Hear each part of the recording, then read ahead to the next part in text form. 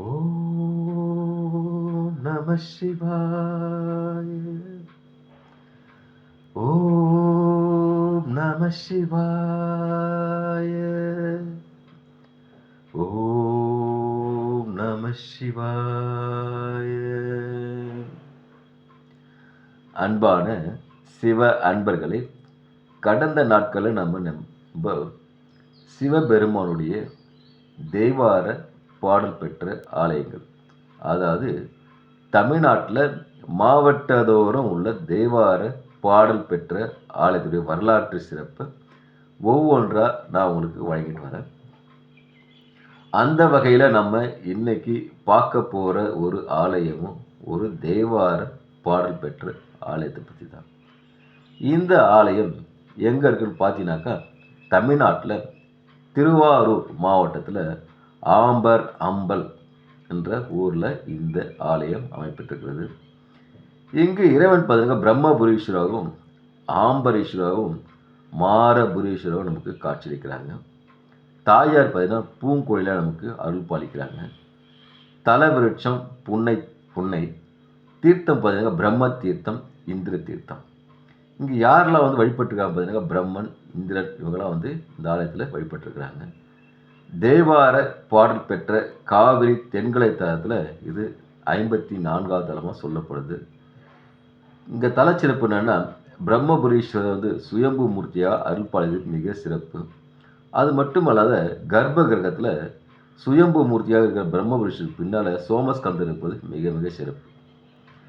இப்போது இந்த தல வரலாறு என்ன சொல்லுதுனாக்கா, திருமாலுக்கும் பிரம்மாவுக்கும் போட்டி ஏற்பது, யார் முதன்மையான கடவுள்னு போட்டி வருது. இந்த போட்டி வாக்குவாதம் முற்றதால் இவங்க இருப்பரும் நம்ம 2 பேரையும் பேசிட்டு தான் வாக்குவாதம் தொடர்ந்து சொல்லிட்டு அதுக்கு ஒரு நடுவரை தேர்ந்தெடுக்கிறாங்க. அப்போது நடுவர் யாருன்னு பார்த்தா சிவபெருமானை போய் சென்று முறையிடுறாங்க. இதில் நான் தான் படைக்கும் தொழிலை செய்கிற பிரம்மன், அப்போ நான் தானே முதன்மை கடவுள்னு சொல்கிறாரு பிரம்மா. திருமால்லாம் சொல்கிறாங்க, நான் தான் நிறைய பேர் காக்கிறேன், அப்போ காக்கும் கடவுள் தான் அவசியமானவர், அதனால் நான் தான் முதன்மையானன்னு சொல்லி திருமால் விவாதிக்கிறார். அப்படி விவாதம் பண்ணும்போது சிவபெருமான் நடுவர் என்ன சொல்கிறாரு, நான் இங்கே ஒரு ஆள் நிற்கிறேன், என்னுடைய அடியையும் முடியையும் யார் பார்க்குறீங்களோ அவங்களே முதன்மையான கடவுளாக ஒத்துக்கலாம்னு சொல்லிட்டு ஒரு தீர்ப்பு வழங்குறாரு. இவங்க 2 பேரும் என்ன பண்ணுறாங்க, இதனடா புதுசாக உள்ள ஒருத்தர் வர சொல்லிட்டு, சரி இருந்தாலும் பரவாயில்ல, சிவபெருமான் அழிக்கிற கடவுள் தானே, அதனால் அவருக்கு எங்கே பவர் இருக்க போகுது, அவருடைய அடியை பார்க்குறது ஈஸி தான், முடியை பார்க்குறது எளிது நினைக்க இருவரும் முடிவு பண்ணுறாங்க. அப்போது பிரம்மா என்ன பண்ணுறாரு, அன்னப்பறவையாக மாறி அவர் சிவபெருமானோட முடியை தேடி மேலே பறந்து செல்கிறாரு. பறந்து செல்லும்போது பார்த்தீங்கன்னா மேலே போகிறாரு பறந்து மேலே போக போக பார்த்தீங்கன்னாக்கா அவரால் சலிப்பு தட்டுறது, அவரால் முடியல. சோர்ந்து உரத்தில் அப்படியே நிற்கிறாரு. நிற்கும்போது அவர்கிட்ட தாழம்பூ அவர் கிராஸ் பண்ணுது. அவர் சென்று போகும்போது அந்த தாழம்பூ வழிமறித்து கேட்குறாரு பிரம்மா, நீ எங்கேருந்து வர சொல்லிட்டு பிரம்மா கேட்குறாரு. அப்படி கேட்கும் பட்சத்தில் தாழம்போடு என்ன சொல்லுது, நான் சிவபெருமானுடைய தலையிலேருந்து வரேன் சொல்லிட்டு அந்த தாழம்பு சொல்லுது. அப்படியானா எனக்கு ஒரு உதவி செய்வியான்னு கேட்குறாரு. தாழம்பு படைக்கும் தொழில் செய்கிற பிரம்மாவுக்கே நம்ம உதவி செய்யதான்னு, சரி பரவாயில்ல என்ன சொல்லுங்கள், என்னால் முடிஞ்ச நான் செய்கிறேன்னு சொல்லிட்டு இந்த தாழம்பு சொல்லுது. இந்த தாழம்பு சொன்னோடனே பிரம்மா சொல்கிறாரு, நான் சிவபெருமானோட தலையை பார்த்ததா முடியை பார்த்தா நீ கீழே சிவபெருமான் சொல்லணும், ஒரு பொய்யை சொல்லணும் சொல்லி தாழம்பு சொல்கிறார். தாழம்போன்னா ஐயோ என்னால் சொல்ல முடியாது, சிவபெருமான்ட்ட பொய் சொல்ல முடியாதுன்னு சொல்லி மறுக்குது. அதனால் பிரம்மா என்ன பண்ணுறாரு, அவங்கள இப்போ அவங்க மனதை மாற்ற முற்படுறாரு. எப்படின்னாக்கா, நான் தான் உயிர்கள் அனைத்தையும் படைக்கிறேன், அப்போ நான் தானே உயிரே கடவுள், இப்போ சிவபெருமான் அழிக்கிற கடவுள் தானே, அதனால் நீ என்ன சொல்லு, அப்போ சொல்லும்போது நான் தான் முதன்மை கடவுளாக ஆகிடுவேன், நான் அப்போ உனக்கு பார்த்து செய்கிறேன், நல்லது உனக்கு இன்னும் பெரிய உதவியான பதவி கொடுக்குன்னு சொல்லி அதுக்கு தாழம்பூக்கு ஆசையை காட்டுறாரு. தாழம்பூ என்ன பண்ணுது, இவருடைய வசிய பேச்சுக்கு மயங்கி பொய் சொல்ல ஒத்துக்கிட்டு சிவபெருமான் கிட்ட சொல்லுது, இந்த பிரம்மா ஒரு சிரசத்தை பார்த்தாருன்னு சொல்லி பொய் சொல்லுது. இதனால் கோபமுற்ற சிவபெருமானை சொல்கிறாங்க, இதுக்கப்புறம் உனக்கு பூமியிலே எந்த கோயில் இருக்காது, உன்னை யாரும் வணங்கவும் மாட்டாங்க, பூமியில் வந்து உனக்கு ஒரு கோவில் இருக்கக்கூடாதுன்னு சொல்லி சாபம் விட்றாரு.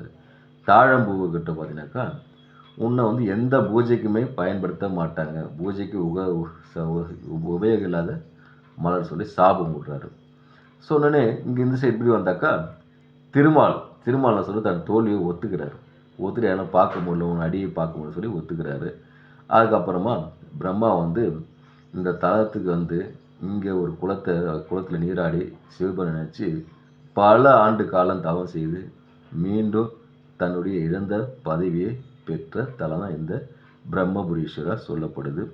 அது மட்டும் அல்லாமல் இங்கே ஆண்டுதோறும் மாசி மாதம் பார்த்தீங்கன்னாக்கா இந்த பிரம்மாவுக்கு வரம் கொடுத்தார்ல, அந்த அதை விழாவாக கொண்டாடப்படுறாங்க.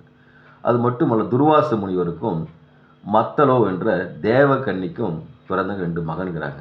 யார் பார்த்தீங்கன்னாக்கா அம்பரன், ஆம்பரன். இந்த 2 பேரும் பார்த்தீங்கன்னாக்கா இருவரும் நல்ல தவ வலிமை பெற்றவங்க. தவ வலிமை பெற்று இறைவன்கிட்ட வந்து வரத்தை கேட்குறாங்க. வரத்தை கேட்டு வரத்தையும் இறைவனால் பெறப்படுறாங்க. பெறப்பட்டு என்ன பண்ணுறாங்க, அனைத்து உயிர்களுக்கும் பார்த்தீங்கன்னாக்கா துன்பத்தை விளைவிக்கிறாங்க.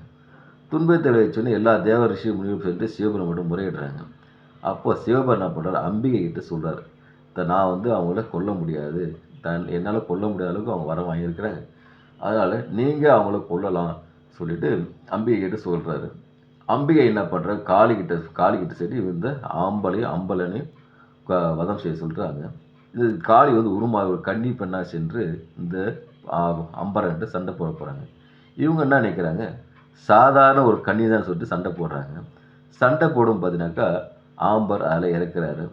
ஆம்பர் இறந்தோடனே அதுக்கப்புறமா தான் அவர் தம்பி என்ன பண்ணுறாரு, அப்போ தான் உணர்றாரு, நம்மகிட்ட சாதாரண பெண்மணி இல்லை, காளின்னு சொல்கிறது உணர்றாரு.